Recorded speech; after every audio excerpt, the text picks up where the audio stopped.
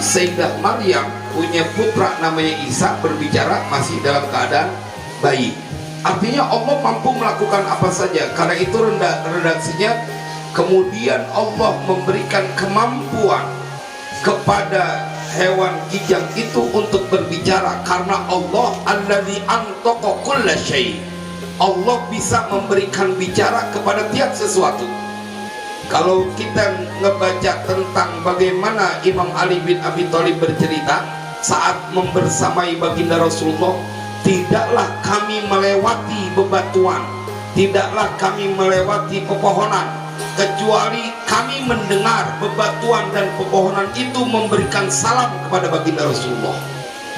Jadi kata Ali bin Abi Thalib, bahkan hadis dalam Sahih Bukhari bahwa mimbar yang dipakai buat Nabi untuk menyampaikan khutbah saat Nabi mendapatkan hadiah mimbar dari yang baru, kemudian para sahabat mendengar bahwa batang kurma yang dijadikan mimbar buat pegangan Nabi itu merintih karena tidak lagi disentuh oleh Nabi, sedih. Dan itu yang mendengar adalah banyak orang, banyak para sahabat. Saya ingin mengajak kepada ibu kita semua masuk kepada kajian yang lompat dalam pengertian tidak lagi mengukur kemampuan kita, tapi bagaimana kita menjadi orang yang diingatkan terus tentang kekuasaan Allah. Nih lihat seekor kijang yang dia memang punya bahasa, Bu. Dengan sesama binatang mereka punya bahasa. Ibu, kalau kita ngelihat bagaimana seekor kucing misalkan, kucing ya, kucing kalau kita panggil dengan bahasa pus pus pus, dia datang tuh marahnya. Artinya dia mendengar apa yang kita ucapkan, buktinya dia nurut, dan dia bisa memahami apa yang kita sampaikan. Apalagi pawang-pawang binatang tertentu, saya paling suka tuh kalau ngelihat ada pawang ikan lumba-lumba. Itu ada orang yang begitu sakti membuat ikan lumba-lumba itu nurut. Disuruh lompat dia ngerti, disuruh nyilam dia ngerti. Itu kan karena dilatih, artinya dia nyambung. Nah, di masa Rasulullah, dalam kisah yang dibacakan oleh Ananda Wildan, bahwa ada seorang laki-laki yang datang bertemu dengan Nabi, kemudian bersama dia seekor hewan kijang namanya, hasil buruannya, dan kemudian Allah berikan kemampuan kepada hewan kijang itu untuk berbicara. Apa hikmahnya? Pertama, Allah melakukan apa saja dan Allah berkuasa. Alladzi antaqa kulla syai', yakni dia Allah yang mampu membuat berbicara tiap sesuatu, bukan hanya kijang, apapun. Jemaah sekalian yang berbahagia, karena itu kita diajarkan untuk menjadi orang yang mempunyai keyakinan. Orang boleh jadi tidak faham dengan apa keadaanmu, tapi Tuhanmu sangat tahu. Orang boleh jadi tidak mengerti atau tidak peduli dengan apa yang sedang kau rasakan, tetapi Tuhan yang kau sembah, Dia tidak akan pernah membiarkan hambanya dalam keadaan susah. Apalagi kita kumpul di sini, ada hadis Sahih Bukhari, ana inda dhanni 'abdi bi wa ana ma'ahu idza dzakarani.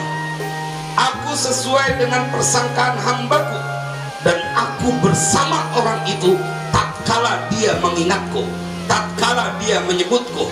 Bukankah ini sebuah hadis qudsi yang membuat kita mempunyai harapan? Engkau bukan lagi sendiri.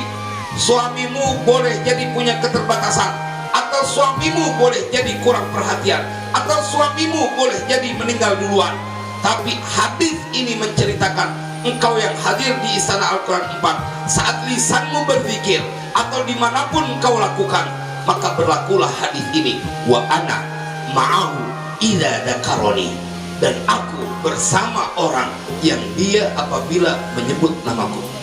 Maka jemaah, adakah sebuah kekhawatiran yang masih tersisa dalam diri kita saat kita sudah ditemani oleh Allah? Ini hadis dari baginda Rasulullah, wa ma yantiqu 'anil hawa. Tidaklah dia Nabi berbicara dengan hawa nafsunya. Kemarin saya sampaikan pada saat ngaji, coba ibu dibuka, ada yang bawa Al-Quran, handphone, surat Yunus, surat Yunus. Siapa yang mau baca? Karena menariknya di sini adalah setiap ngaji ada yang harus dibaca. Kalau Bang Wildan sih nggak usah pakai ini. Apa mau apa? Siapa yang mau baca? Siapa serah? Surat Yunus ayat 61.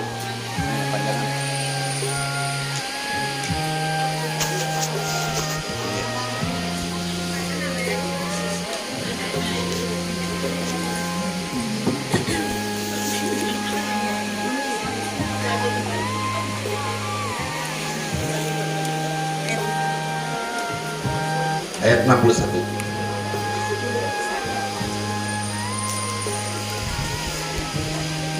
Dari ini ngeri kita. Mama ya. Ayat 61.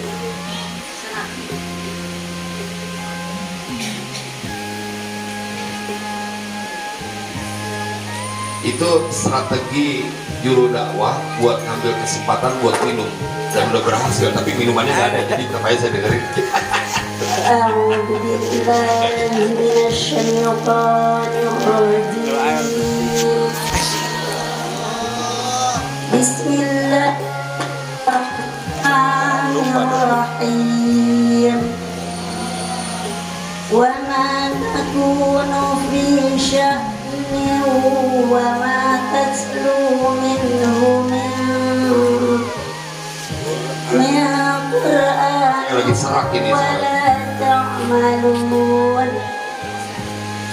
ولا تعملون من عمل إلا كنا عليكم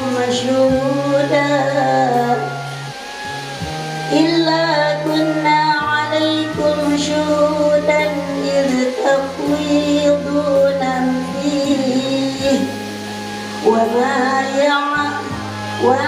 يعزب عن ربك من مثقال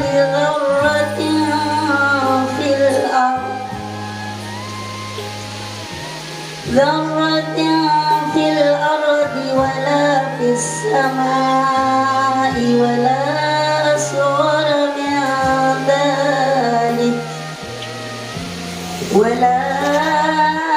أصغر من ذلك ولا أكبر إلا في كتاب مبين. Boleh terjemahnya? Sudah. Dan tidaklah engkau Muhammad berada dalam suatu urusan dan tiada membaca suatu ayat Al-Quran, serta tidak pula kamu melakukan suatu pekerjaan, melainkan kami menjadi saksi atasmu ketika kamu melakukannya. Tidak lengah sedikit pun dari pengetahuan Tuhanmu, biarpun sebesar zarah. Baik bumi maupun di langit, tidak ada sesuatu yang lebih kecil dan yang lebih besar daripada itu, melainkan semua tercatat dalam kitab yang nyata, Lauhil Mahfuz. Maaf suaranya. Ini hadiah dari saya 200.000, upah banyak. Syukur. Habis terakhir. Iya, makanya 200.000, kalau sehat nggak dapat hadiah malah. Alhamdulillah. Karena suaranya serak luar biasa bacaannya, dan ini menjadi motivasi bahwa tidak ada yang kita lakukan illa kunna alaikum syuhuda, kecuali Allah menyaksikan apa yang kita lakukan. Allah saksikan, dan tidak ada yang perlu dikhawatirkan kalau Allah sudah menyaksikan, diawasin.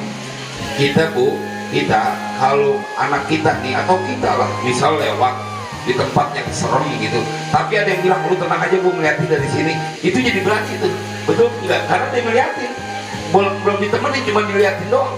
Bagaimana kalau yang ngeliatinnya adalah dia, Allah? Illa kunna alaikum syuhuda. Jadi semua masalah pasti ada dalam kehidupan kita ini. Namanya orang hidup, ada aja masalah, tapi yang perlu kita yakinin, kita setiap kali menjadi orang yang diingatkan dengan ayat ini. Apa alasanmu menjadi takut? Nah, kita lanjutkan kisahnya dari apa yang dibaca oleh Bang Wildan ketika kijang ini diberikan kemampuan untuk berbicara. Lanjut, Bang. Nah, ini bukan mouse. فقال يا رسول الله إن لي أولادا وأنا أرضعهم وإنهم الآن جياع فأمر هذا يخليني حتى أذهب فأرضع أولادي وأعود. Nah, jemaah, ini Kijang kemudian ngadu kepada Nabi. Ya Rasulullah, aku punya anak banyak. Inna li aulada. Aku punya anak dan mereka sedang dalam keadaan lapar. Aku masih menyusui. Jadi yang ditangkap ini hewan buruannya adalah seekor hewan kijang yang dia betina. Dia baru saja melahirkan anak-anaknya dan disusui, tapi dia ditangkap. Lihat, ini hewan. Bagaimana dengan seorang ibu? Nalurinya yang dia pikirkan bukan keselamatannya, tapi yang dipikirkan adalah anak-anaknya, jangan sampai dia kelaparan. Sama ketika seorang ayah, seorang ibu. Kenapa kemudian Abi Siraj sampai bela-belain anaknya supaya belajar ke luar negeri? Karena beliau tahu bahwa kalau punya ilmu, insya Allah akan mendapatkan kedudukan yang mulia di sisi Allah. Maka tidak lagi berpikir tentang diri dia, tidak lagi berpikir tentang apa yang akan beliau dapatkan, tapi yang dia pikirkan naluri orang tua, bahkan seekor hewan yang dia pikirkan anak-anaknya jangan sampai mendapatkan kesusahan. Dia ngadu ke Nabi, ya Rasulullah, saya punya anak-anak yang masih menyusu dan mereka semua dalam keadaan lapar. Maka tolong sampaikan kepada ini orang yang telah berburu menangkapku ini, sampaikan kepada dia supaya membebaskan aku untuk sekedar pulang memberikan makan, biar ini anak-anakku tidak kelaparan. Setelah mereka kenyang, aku akan kembali, terserah aku mau diapakan.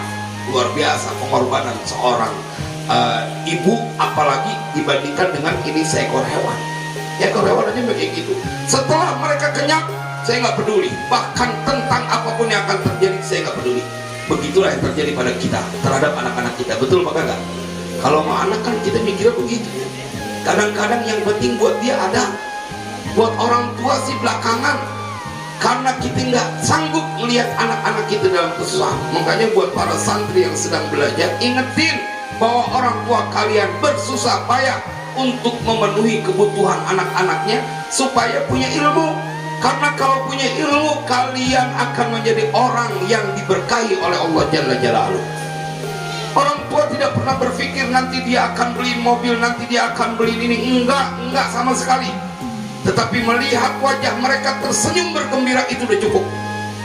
Dan itu dilakukan oleh setiap orang tua, termasuk Abi Siraj sekarang yang menginginkan anaknya untuk menjadi orang yang mempunyai kedudukan di sisi Allah. Nah, lanjutkan.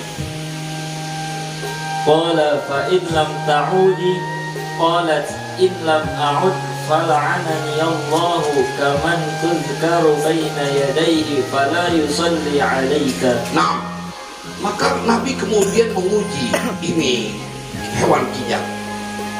Kalau engkau ternyata ingkar, tidak kembali, rupanya buat kabur, alasan doang buat nyusuin anak-anaknya. Ternyata engkau kabur. Kalau engkau tidak kembali, apa konsekuensinya? Maka hewan kijang itu berkata, bila aku tidak kembali kepadamu ya Rasulullah, setelah aku diberikan kesempatan untuk menyusui anak-anakku yang dalam kelaparan, maka laknat Allah terjadi pada diriku. Seperti seorang yang dia disebut namamu, kemudian dia tidak bersolawat kepadamu. Jadi ini ibu merupakan sebuah komitmen yang dipegang ketika berjanji di hadapan Rasulullah. Yang kedua, bahwa hati-hati kalau disebut nama Nabiuna Muhammad kemudian tidak menyebut, tidak bersolawat, maka laknat Allah akan terjadi. Nah, kita lanjutkan kejar-kejaran waktu. فقال النبي صلى الله عليه وسلم أطلقها وأنا ضامنها. Maka Nabi kemudian berkata kepada ini lelaki, bebasin, lepasin ini kijang, aku yang menjadi jaminannya. Jadi Nabi menjaminkan kebahagiaan untuk seekor kijang. Ibu, apa hikmahnya? Kalau Nabi mencontohkan kepada seekor kijang mendapatkan kebahagiaan dan menjadi apa, banyak yang menjadi kenyang gara-gara ibunya dilepas, dan Nabi menjadi jaminannya, maka apalagi terhadap manusia. Ini bentuk kasih sayang baginda Rasulullah yang diajarkan. Maka itu umat Nabi Muhammad pasti mempunyai kasih sayang. Nah, kita lanjutkan. فذهبت الظبية ثم عادت. Maka pergilah itu kijang betina itu, kemudian setelah urusannya selesai, fa'adat, dia datang kembali kepada baginda Rasulullah. Jadi dia menepati janji. Hewan aja menepati janji, masa manusia lagi mengingkari janji? Apalagi pemimpin yang punya janji-janji pada saat kampanye, begitu udah kepilih kagak mikirin rakyatnya. Banyak kan yang begitu ya, banyak banget. Giliran lagi mau pemilihan datang janji banyak apa, begitu udah jadi boro-boro datang lagi. Nah, lanjutkan. فنزل جبريل عليه السلام Maka Jibril turun menemui baginda Rasulullah, وقال يا محمد. dan malaikat Jibril berkata, ya Muhammad, wahai Muhammad. Salawatnya mana? Ya Muhammad, Allahumma shalli wa sallim alaihi. الله يقرئك السلام. Allah menyampaikan salam kepadamu, Nabi Muhammad. Allah menyampaikan salam kepadamu. Nah, ويقول وعزتي وجلالي لأنا أرحم بأمتك من هذه الظبية بأولادها. ini yang kita perlu garis bawahi. Nabi mendapatkan salam dari Allah, ya Muhammad, bahwasanya Allah sungguh lebih sayang, aku lebih sayang, firman Allah, kepada umatmu daripada ini induk betina, induk kijang yang dia peduli kepada anak-anaknya, padahal dia sudah ditangkap mau disembelih masih mikirin anaknya. Cerita ini kemudian mendapatkan salam, Allah memberikan salam kepada Nabi Muhammad lewat Jibril, bahwa aku, kata Allah, arhamu, lebih sayang kepada umatmu dibandingkan dengan seekor induk betina ini kepada anak-anaknya. Artinya, kalau Allah lebih sayang, ini induk betina tidak menginginkan anak-anaknya lapar, maka kita yang ngaji siang ini adalah orang-orang yang dijamin tidak akan dibiarkan dalam kesusahan.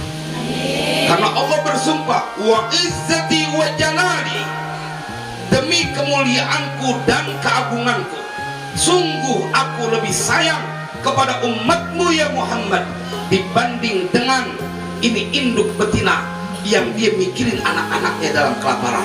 Sallu ala Nabi, sallu ala Nabi. Nah, lanjutin Pak. وأنا أردهم إليك كما رجعت الظبية إليك. Dan aku kembalikan ini umatmu kepadamu. Artinya Nabi memberikan pertolongan. Bagaimana Nabi mempunyai kasih sayang kalau dia kepada hewan induk betina sayang banget, apalagi kepada umatnya. Seperti seekor hewan ini balik lagi kepadamu ya Muhammad. Nah, lanjut ya Pak. Sampai situ ya. Jadi apa hikmah yang kita ambil? Bahwa engkau diingatkan dengan kisah ini tidak pernah luput dari kasih sayang Allah. Kalau Allah telah memberikan kasih sayang, maka tidak perlu ada yang dikhawatirkan. Kalau tidak ada yang dikhawatirkan, maka pengajiannya kudu diselesaikan. Wassalamualaikum warahmatullahi wabarakatuh.